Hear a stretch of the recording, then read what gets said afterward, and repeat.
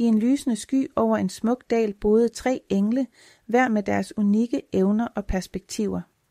Den første engel, Lycia, så verden gennem det fysiske. Hendes vinger var gyldne som solen, og hun elskede at flyve hurtigt og lege i vinden. Hun fandt glæde i at mærke vinden mod sin hud, og at se, hvordan blomsterne svajede under hendes vinger.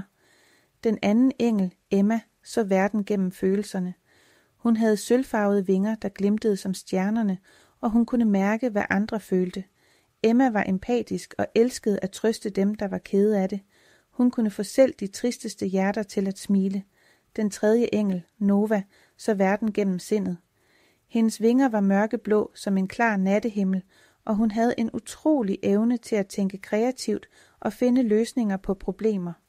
Nova elskede at tænke dybt og stille og kunne tilbringe timer med at observere og reflektere. En dag besluttede de 3 engle at tage ned til jorden for at finde ud af, hvordan de kunne hjælpe mennesker. De fløj ned til en park, hvor børn legede.